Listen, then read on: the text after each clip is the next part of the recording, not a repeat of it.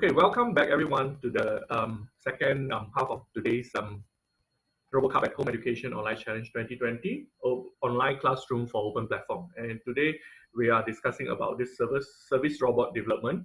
For the second half, we are going to discuss more on the ROS basic. So we assume that you already have the development platform, which is just now we mentioned about installing the Ubuntu, ROS, Kinetic, and the stuff. Okay, we assume that you already have that infrastructure with you. If you want to skip all the installation steps and all those things, you can just install VirtualBox and put in the image provided by Jupyter Robots, and you have all the software ready for you, right? So this the following development will be based on the assumptions that you already have that system with you, right? So just in case that now you still don't have that system with you yet, so you can first listen to what we are trying to do here. Then later on, you can refer back to the video and try to do the same on your machine, right? Okay, so I will start the session. And later on, we will do live demo as well. So you can have a look on how it really looked like on the virtual machine, right? Okay, so next slide, please. Okay, yeah, this one we can just skip this. So again, we make the assumption that you have this. So I will start with the ROS basics. Okay, next. So I will spend just about 10 minutes. I try to give you a brief introduction on what is ROS because I know like most of you already know what is ROS, but this video is intended for people who maybe first time about ROS and so on. So just allow me about 10 minutes time to give a very brief introduction. So ROS, the name is a robot operating system, but actually it is not an operating system, but more on a software framework. Yeah, because the system that you run ROS is actually you run on Ubuntu system. So the Ubuntu system is actually the OS of the machine, right? But the ROS that running on top of Ubuntu is actually a software framework. Okay, I'm more comfortable to say it is a software framework that try to integrate all the very tiny software that require to build your robots. Okay, so the first features that is very important in ROS is like this pummeling thing, which is it handle the process management, the inter-process communication, and device driver. So what are those things? So try to imagine when you want to develop a robot, you need various software. You need the software to run the sensor, you need the software to do the calculation, you need the software to do the execution. For example, like run your motors and actuators and stuff, right? So this kind of, all this software will run on its own process and so on. So previously, before ROS, what all the scientists or the robot people that develop robot, what they do, including myself, is I try to put all this software together, which is very tedious, complicated, and it don't really help on the application you want to build, right? Because how you want to put those together, sometimes when this software talk in different languages, they have different compile environment and so on. So it makes everything become very messy to integrate all this small software to run your robots, especially when your robots get very complicated, as in, for example, when you develop a service robot, you require the navigation, you require the speech interaction, you require the visual perception, the arm manipulation, and so on. So those are very different domain in robot development. So how you want to put all those things together? So ROS actually come in and provide a very nice solution. So it manage all these processes. Okay, so when you run the software, it become a process in your computing system. So ROS provide a software framework to manage all these processes and give you a way, a standard way for the inter-process communication, right? And also it solve all your device driver problem because it allow multiple language to be run on the same system, and it have a very standardized communication protocol among them.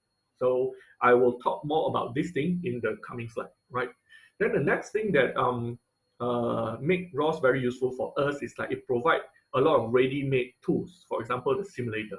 So just now, some of you mentioned about Gazebo. So Gazebo is one of the 3D simulator that work very well with ROS, which is basically you can develop your code on Gazebo and you use the same code with very minimal modification and straight away run on your real robots. So that is a very powerful things and also very useful things that we wish to have, because not all the times you want to develop your own simulator, and if you use third-party simulator, it might don't have any idea about the system you're developing to do. So this Gazebo, it works well with ROS, and yeah, it provides us a very nice tool.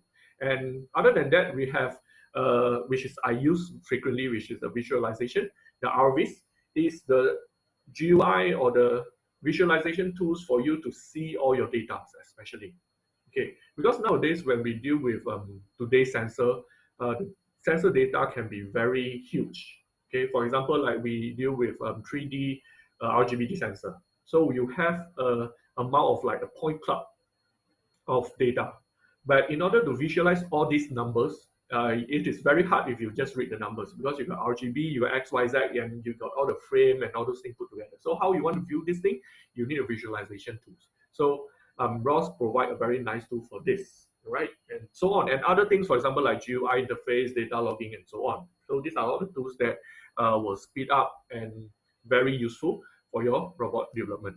Okay, then the third one, capability. So this is something that makes ROS so powerful, especially for people for like me that only specific in certain development before this. So before I start to build service robot and so on, so I work on human robot interaction. So I build on, for example, like I learned how to control a robot arm so that it can work with humans and so on. But I have no idea about navigation. I have no idea about speech interaction. I have no idea about a lot of things. So when I want to build a service robot, I need a lot of all these other components that is not within my expert domain or within the development that I've done. But I still need all these things in order to build out my robots in practical. So a lot of times it is very hard because you need to like learn other things that is not within your domain and make the robots work. So ROS provide all these things by providing a platform for different domain experts to share their expertise. For example, like people that work on navigation, they can share their navigation framework into ROS. And from there, I can easily use these tools, or sorry, this control capability into my robots. So that is how makes everything very powerful for the community, because we're able to share our knowledge and development together to build very complicated systems. So various capability you can find: control, planning, perception, mapping, manipulation, and so on. And lastly, I think that is actually the recipe to make all these things success, is because ROS provided a very nice ecosystem or infrastructure to share package, to share software, to get the community to write documentation, tutorial, and so on. And for us, for example, RoboCup at Home Education, we are one of the ROS user that we obtain a lot of very valuable resources from ROS. For example, like we use the Turtlebot tool framework, we use a lot of tools like the speech, the vision, perception, visual perception, and other tools from ROS. So what we do is like we package them together into our service robot platform, and then we publish back out to make this open for our community. And also currently we are building like learning materials, we are doing this online class, and all these resources are how in the community that we actually push forward ROS development that make more people able to use this tool for more development. So this whole ecosystem, because of the package organization, software distribution, later on you will see how we actually create package, install software, and so on in ROS, and that is the whole architectures that makes all this thing possible and also successful. Okay, so this is a brief introduction about what ROS is all about, but of course it is very brief and you can read more from the website. Okay, next. Next, please. David, okay. Right, so this is just an additional, like what I said just now, the architecture of ROS is distributed. So it later on we will show you the node and topic and all those things. You will know like how ROS work in a distributed manner, peer-to-peer, and then multilingual. We actually have both C++ and Python running in our example later, but it actually later on we will also I will also invite MathWorks to introduce how to add MATLAB onto the developments and so on. So in this framework, we can actually use multiple language. It supports multiple language, and ROS can actually run in various kind of devices. Even you can run it on Raspberry Pi if you want it, and so on. And lastly, very important, free and open source. Okay, next.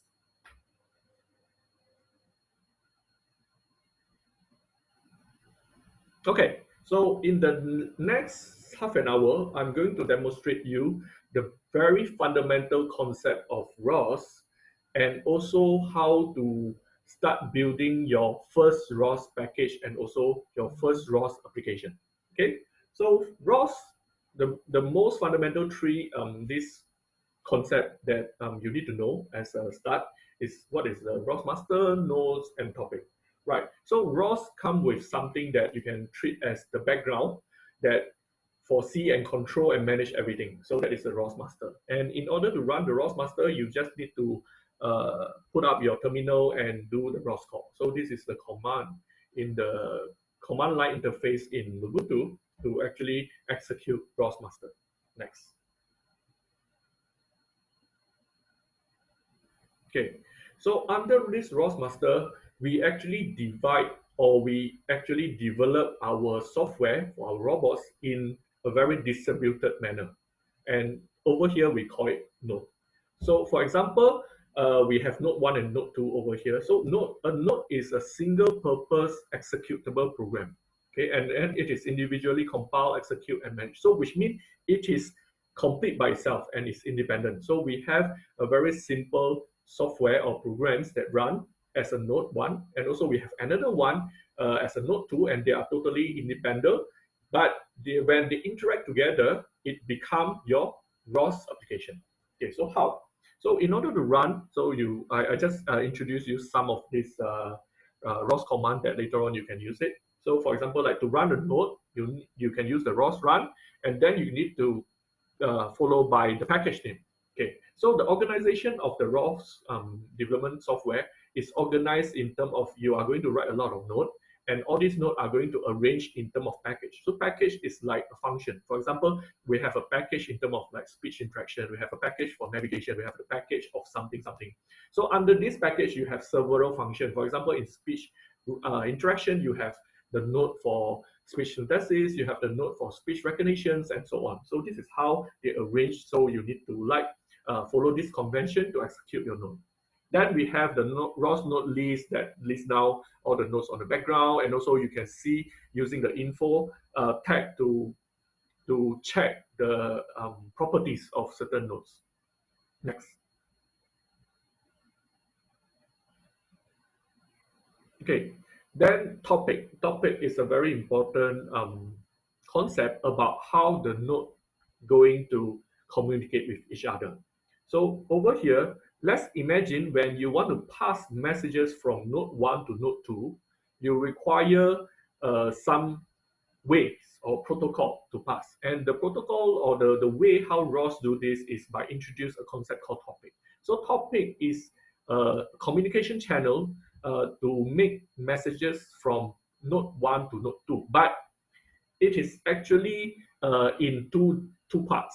Okay, so from node 1, it actually publish its message to a certain topic. We call it like the topic name. Okay, so for example, over here we have node 1 that it has the publisher function that publish a message to this particular topic. And this whole thing is a complete thing and it's an independent thing, which means you will not require anything behind in order for this publisher to work. Then the second part is like, so for node 2 to be able to get the message from this particular topic, it subscribe the topic, right? So the node 2 subscribe the topic in order to get the message from this topic. And it is complete by itself in this form.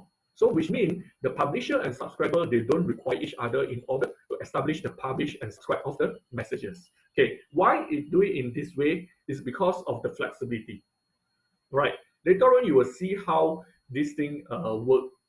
I mean, why we want to make this thing independent. Okay, so I'm going to explain this by giving you an example. For example, today I want to build a line follower. I guess like all of you over here know what is a line follower. So in order to do a line follower, you need a sensor to read from a sensor to read from the environment what will be the sensor value, and then the sensor is going to tell the system what is the sensor value. Okay, what is the sensor's what is the value that it sends from the environment, right? So whether it's a true or false, for example, you have a black and white, okay, or 1 or 2, or 255 value, and so on. So the function of the sensor is to give you the sensor's value, right? Then we have another part, which is the logic, the computing, or the decision making. So based on the input from the sensor's value, the system need to do some decision, whether to turn the motor to the left or whether to turn the motor to the right, stop it, increase speed, or so on, right? So that is the decision making parts of your code. Then the last part of your code will be, so depends on the value or the command from the decision making, it is going to drive the motor accordingly, whether it's to turn left, turn right, stop, increase speeds, and so on. Okay, so if in convention development, you are going to write all these things in a single piece, right? You are going to introduce some variable, for example, like sensor data, to actually pass your sensor data value. Then you have a motor control variable to pass your message on the decision making for the motors to react accordingly, right? So you have this, and you are going to pass this thing in a variable and in a single process or single software. Okay, but what ROS try to do is like it separate this into three. So just now what I say, the sensor itself, you can think it is a node, and then the decision making can be another node, and also the motor driving function can be another node. So we have node 1, 2, and 3. So over here, if we do in this way, so all these small tasks or duty will become independent. Okay, then they are going to communicate with each other with this topic manner. So which means node 1, which is the sensor, is going to publish a sensor data to a topic called sensor data, for example, right?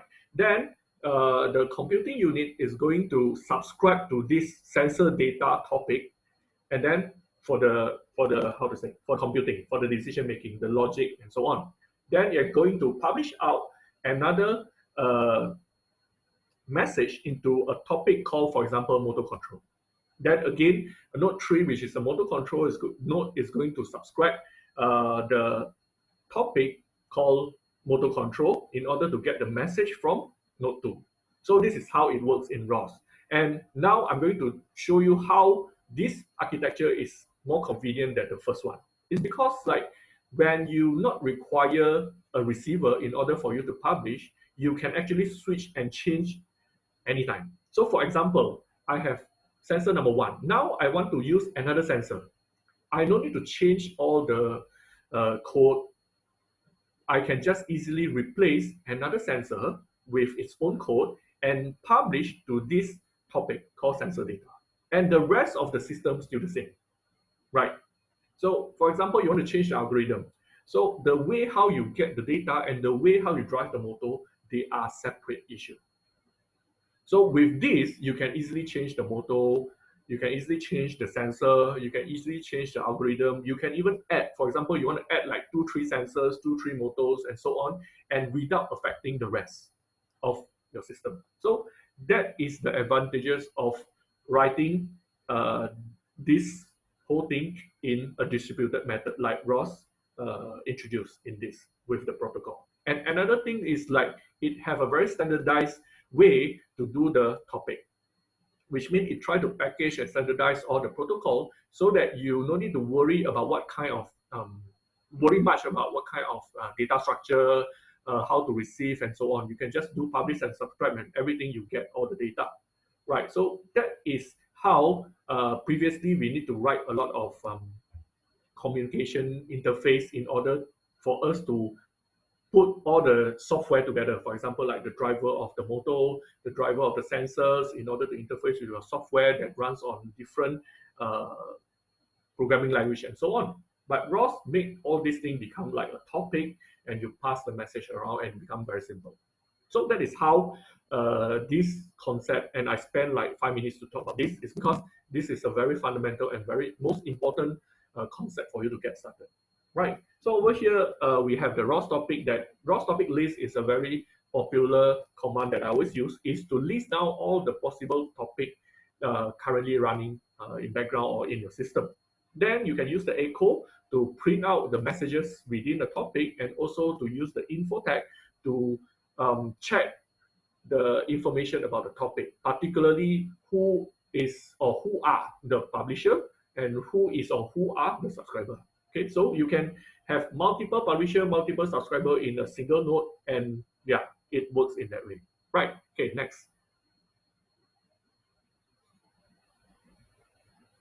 Okay, so for the messages, it's like just now I didn't mention very clearly about what kind of message is going to pass through the topic. It can be as simple as an integer, it's a double or float number, or it can be as a complicated, for example, you have a 3D sensor that provide you RGB, XYZ, RGBD, XYZ, and also all the frame ID, all the time span, and in a structured way. So you can pass all this message with the similar fashion like how you publish and subscribe in ROS. So it helps you a lot in terms of like organizing all your messages. So messages are the data within the topic. Then you can use the type in over here to check what is the data type in a particular topic.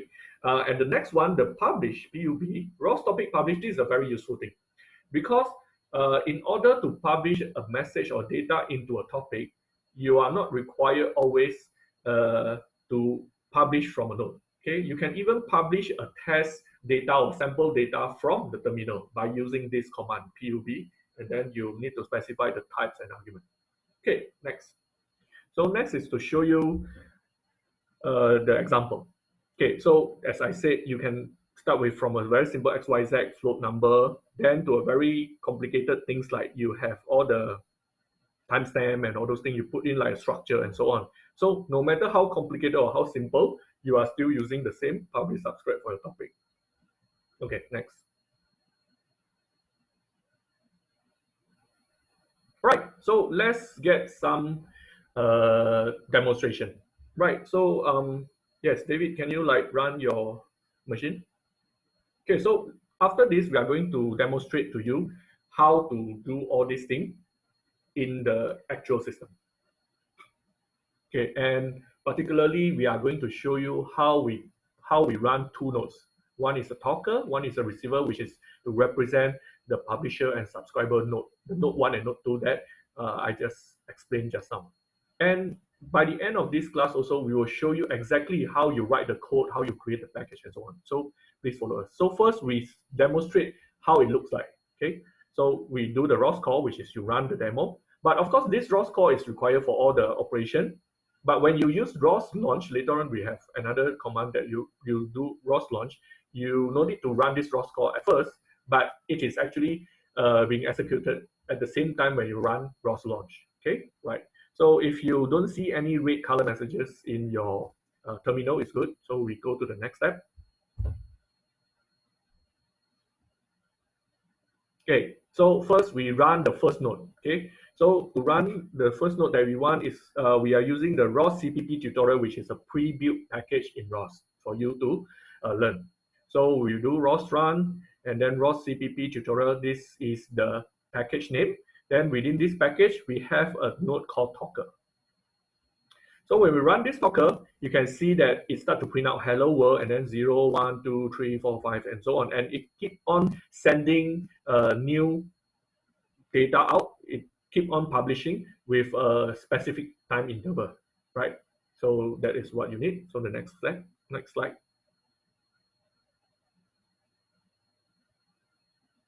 Okay, so let us check something. So first is okay, you can run the ROS node list, or okay, to show, demonstrate like what will be. So over here you can see we actually have a few topics come out. ROS out and ROS out AGG, that one is the system topic. So you can ignore them. Okay, it doesn't matter for you for the current moment. What your concern is this chatter. So what is this chatter and how it comes from? We can check the info of the talker. So we use ROS node info talker.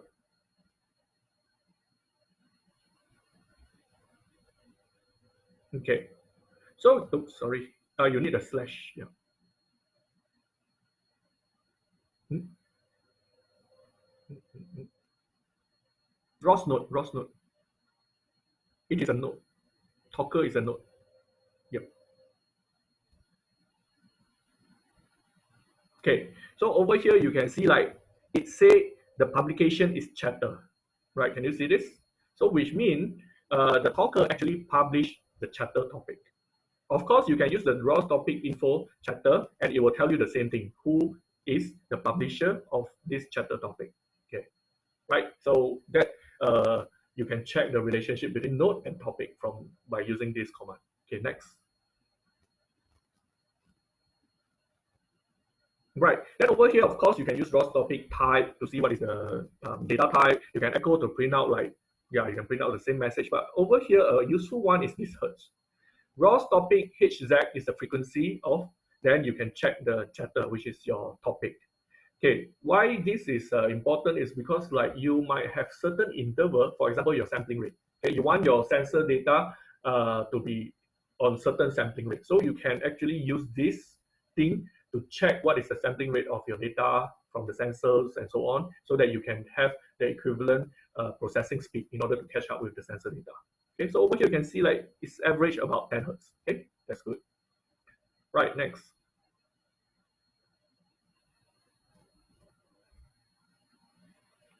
Okay, so done with the first node, then we are going to execute the second node. So let's run ROS CPP tutorial listener. So within the same package, ROS CPP tutorial, we have another node called listener.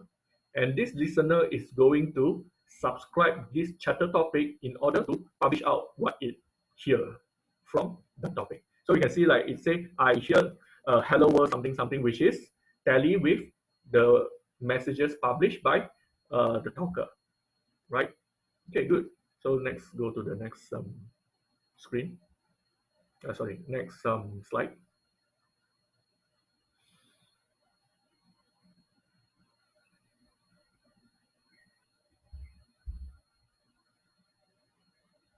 Next slide, please.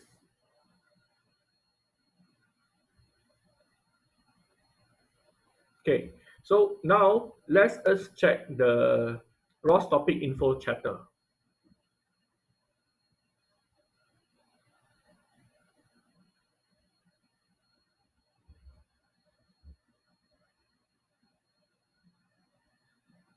Is everything okay?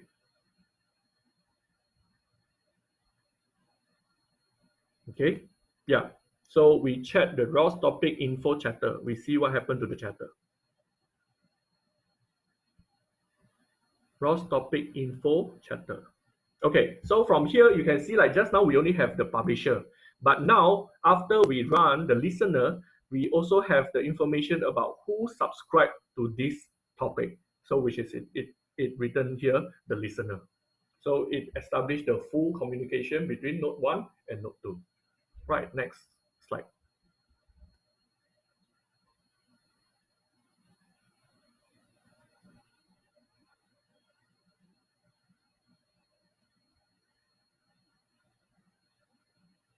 Next, please. I can't really see the screen. It's a bit lagging over here.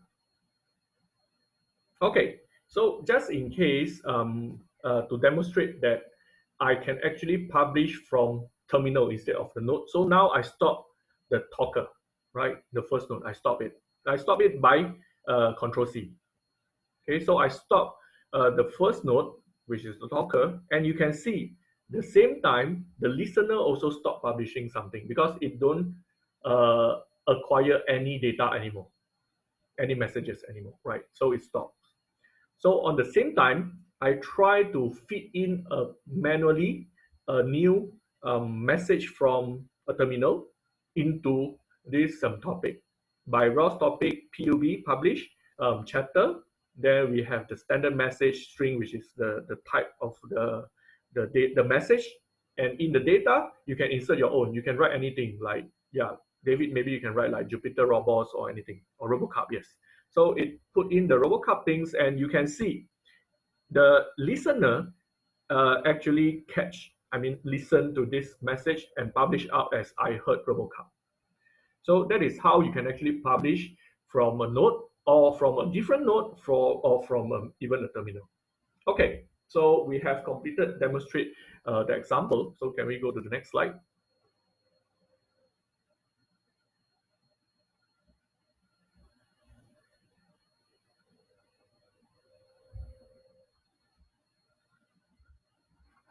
Okay, it's quite lag here. I can't see any. Okay, right. All right. So I'm going to skip through this because like you won't be using this at least for now. But I leave it there for your information if you want to read more about ROS. So we have the launch file that if you want to run both nodes or more nodes together, you can use this launch file. Okay. Next. But don't worry, we are going to say more things about this in the following class. So you are safe to keep this for your study later on. Next, please. Okay, so this will give you some information about how a launch file look like and how we actually include a node into the file so that when you run the launch file, you'll run the node all together. Right, next.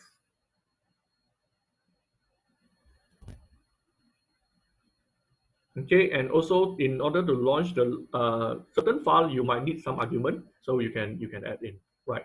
Then for the gazebo, so I think just now when Jupyter Robot actually demonstrated the teleoperation, so it used the simulator to show you the virtual robots you can able to control. So we will also use this tool later on for our navigation to show you how we can create or how we can develop autonomous navigation by mapping, SLAM, and localization and all these things in the simulator tools. Next.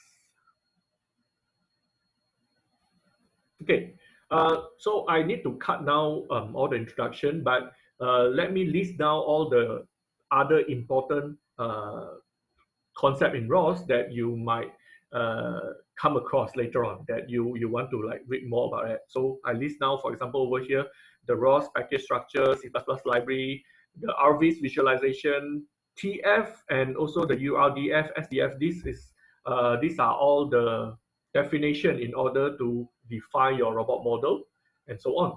Then we have the ROS time, which is later on you will see in the source code, and also the back. Back is something like we ROS have a system to record data logging all the things that happen in the operation, and it able to replay some of the process as well. Okay, next.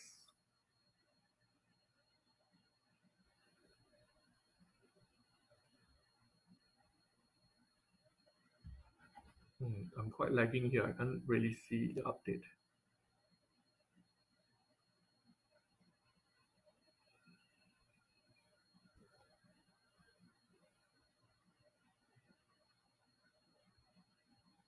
Okay, so we have a few types of communication in ROS. Okay, so particularly today we discuss about the publisher and subscriber. This is how the message or your data flow through the nodes. Okay, but other than that, we have other way of communication, inter process communication in ROS as well. For example, the parameter server that you can define certain parameter for a certain node. For example, you want to run the same node in a different environment, you have a different environment parameters. For example, the a different, for example, like your speed need to change according to the types of wheel or types of flooring and so on. So we can use this parameter. And services is very similar like publisher and subscriber because it got a server and a client. But for services, it requires you to request in order to get the data. So publisher and subscriber, you don't need to request. It will straight away publish out and receive the information without request. But for services, it add a layer for the request because a lot of resources can be saved. I mean, not always you want the data to be published all the time, but you only want a particular data certain time. So during that time, you can use the service to actually do the request and save a lot of resources to not let the data keep flowing. Okay, Then lastly is the ROS action. So this is action lib. So in ROS, they got a lot of uh, action that they package together into an action lib. For example, like how to move the base, how to move certain thing, right? How to move the arm and so on. So you can package all this communication to instruct a lot of things to move in a certain set of direction into this action library. Okay, next.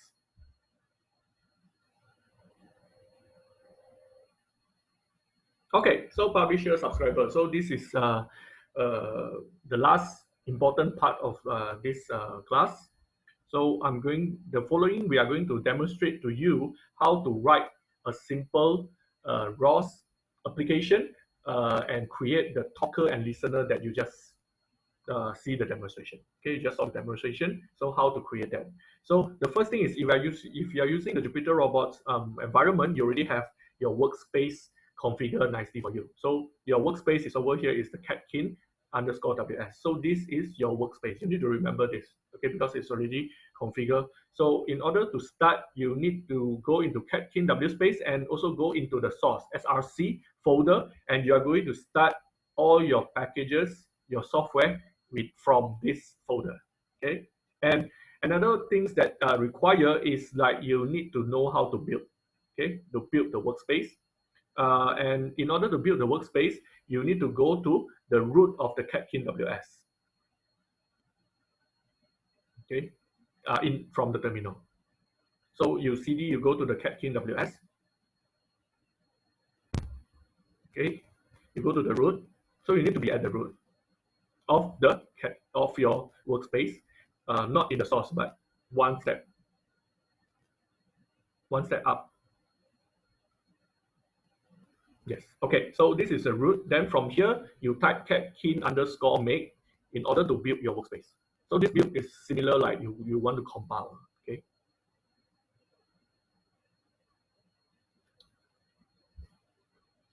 Yes. So this is how you compile, and hopefully you can run everything smoothly until 100%, which means you compile everything. Okay. So as a start, maybe a lot of packages already installed by Jupyter Robot in your workspace. So you're going to compile everything. Yeah, but the next time is the catkin will compile only the part that you modify.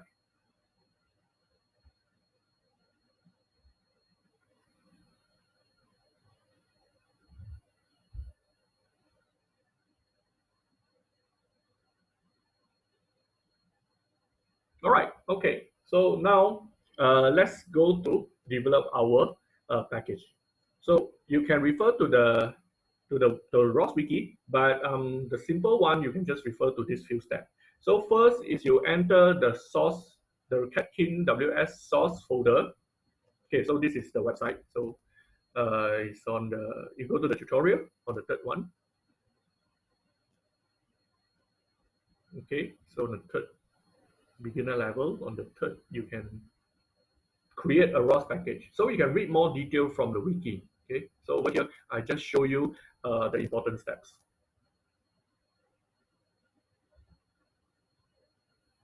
Okay,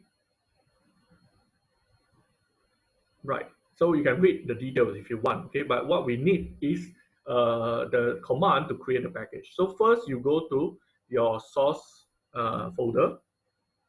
Then, yeah, it's over here. Okay, so you enter your source folder. Then you use this command called catkin create package to create a new package. So every time when you want to create a new application, you create a new package. Then you create your node as your source code within the package. Right, so over here we name our first package name beginner tutorial. Then after the package name, you need to specify certain dependency. Right, so if this package depends some, for example, like you need a standard message, strings and so on, and you need the ROS Python library and also the C++ library, so you're going to put those three. Although you might say that you don't use C++, but sometimes you are going to call certain packages or function that belongs to C++, that is written in C++, so you still need those things. Okay, so if you're not sure what dependence or library that you require, you just, is it safer, you just put this three in. Okay, so with that you execute, then ROS will help you to create a beginner tutorial package, and under that folder, you can see there are several file created. Okay, so those are the system file, and we will only talk about all these system file later on. Okay, so you just leave it there because it requires those definitions in order for you to compile your package. Okay, so let's move to create your source code. Your node. Okay, let's go to the next tutorial. Next slide, please. Yeah, you can build it now, but you don't build it now, it's okay. You can build it later on, okay? But you can build it now also. Although you don't do anything, but after you build, then your newly created package will become indexed by ROS, which you can use the ROS CD to navigate to your package. Okay, so I need to ask for about another 5 to 10 minutes in order to complete this explanation. Okay, so the next step is you are going to write a publisher. So you are going to write a node with a publish function. Okay, so you can refer to the ROS wiki for all the details, which is in your beginner level tutorial number 12. So over here, you can see number 11 is to do the whole same thing in C++. So if you are interested to know how this is done in C++, you can refer to that wiki. Or over here, we will show you how it is done in Python.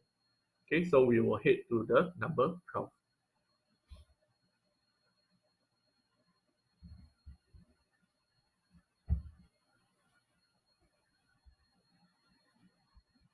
Okay, so over here we have both parts, to write the publisher and also to write the subscriber in the below of this page.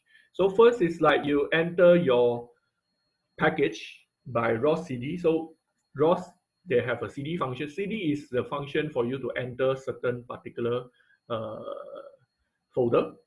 So you can change your path.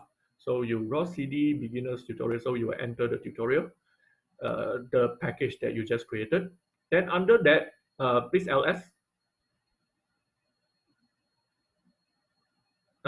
Yes.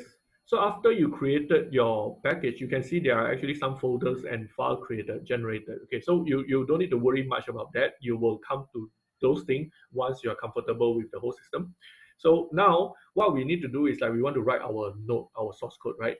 So first, our source code will be in Python, so it is like script. So we first make a folder, name it script. Okay, so mkdir is to make a folder, then we name it script. So we will put all our script Python code into this folder. So we cd into this folder. Okay, then over here, it actually gives the instructions that you can download this code from the web, but using wget. But instead of using wget, I will show you how to write from a simple editor. Okay, you can use your own favorite editor. It's up to you. A lot of my students using VS Code. But for the demonstration, we are going to show you very fundamental thing. We use gedit. So gedit is like the notepad. Okay, so gedit, but it got some highlight function, so it's good enough. So gedit, then you type in the name you want. So let's call it talker.py.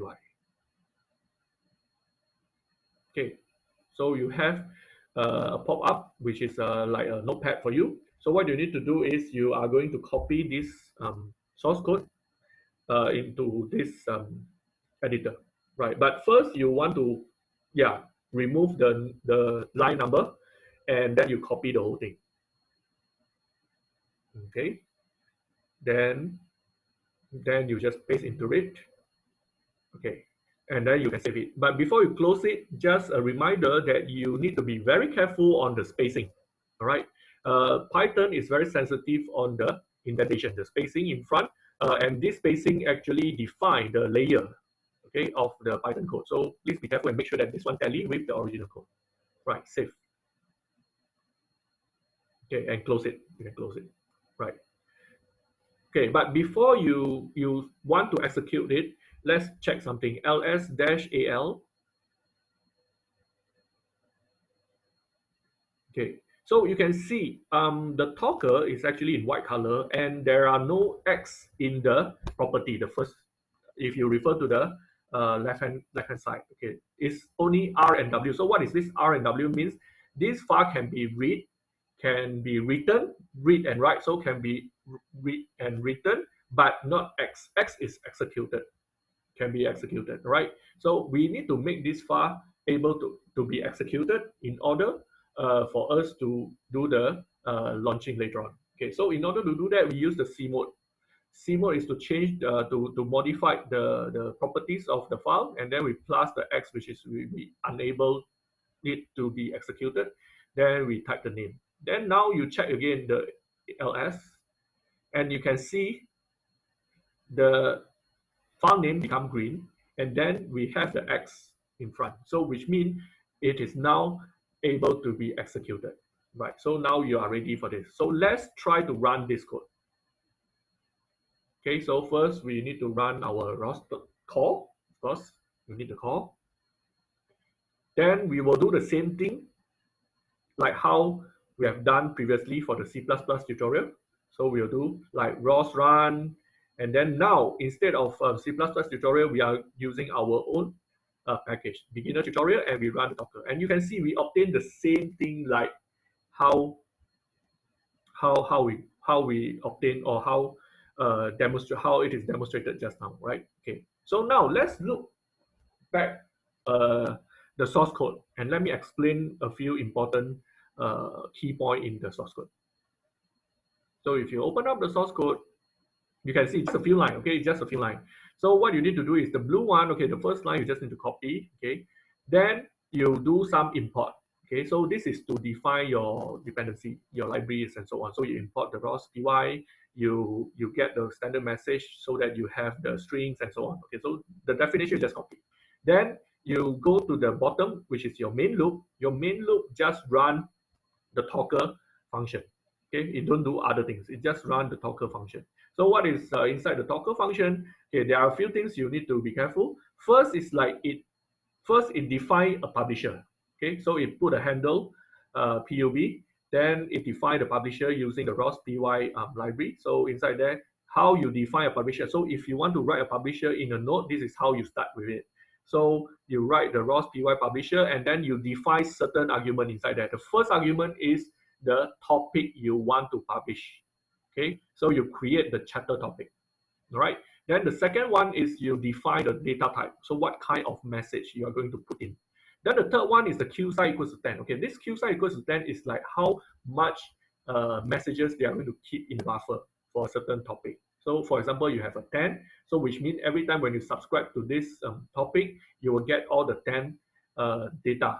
Then when the number 11 message come in, the first one will get omitted.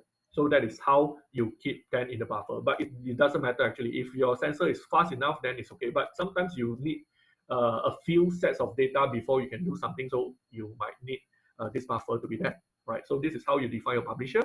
So the second line is you're using the ROS Python library again. You are using the initialize node function. Okay, so this is very important, and you can only define once. Sorry, you can only define one name, okay, in one node. Okay, you cannot define like more than that. You can keep on define the same thing. Okay, it won't have some conflict. But if you define different name, then it will become conflict. Okay, so the first argument is you define the name of the node, which is over here. We name it the Docker. Then anonymous true is because this Docker name might be not unique in your system, because in the system you got a lot of topics running. Okay, so the possibility that you have the two different topic having the same name is very high. So in order not to create that conflict, we do this anonymous true, which is ROS will add some number behind this Docker name. So in order to make it unique, so it don't clash with the rest. But you don't see this number, so don't worry. Okay. Then the next one is the rate. So this rate is just now I mentioned about how frequent you want to publish your data, which is how fast your loop, okay, your while loop you want it to be, or how frequent you want to publish your data. This will also become like your sampling rate of your sensors and so on, right? So over here we define a rate that we have the rate function in this ROS py, which is we set to 10. So 10 represent 10 hertz, okay, right? Then we have a while loop. While not ROS py is shut down, which means while the whole node is not shut down, they're going to loop forever. So we define a string, which is a hello string, and then inside the string we just type out hello world and then put in a time, which is the counter that you want. Then the next one, ROS py.launch log info, that is actually the printf equivalent in ROS. Okay, so you use that to publish to push out to print your messages on the terminal, right? Then the next one, pub.publish. So this one is a set together with the definition of your publisher. So on top you publish, you create a handler. Then over here you use the handler, the function inside the handler to push the message into the topic. So this is how. So inside the argument of the publish is the message you want to publish. Right. Then lastly, you have the read sleep. So this read will control how long this loop is going to wait or pause in order for it to achieve the publishing frequency, like 10 hertz and so on. Right. And that's all. So this is, I already explained all the lines in the publisher. So this is how you create a publisher. Right. So let's proceed to the subscriber. Okay, you can close this thing. And we are going to repeat the same process. We are going to create a file, and then we are going to copy the subscriber code, which is below this wiki. Then we are going to save it. We are going to make it executable, and we are going to run it. Okay, so you can see like we are going to repeat. So I'm not going to explain more on this process. It is the same process.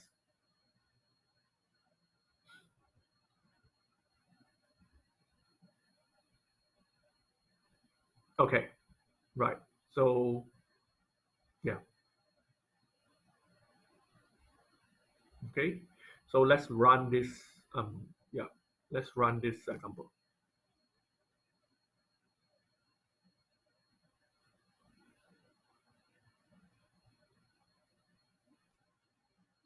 Okay, so you can see we do the same thing. We run listener.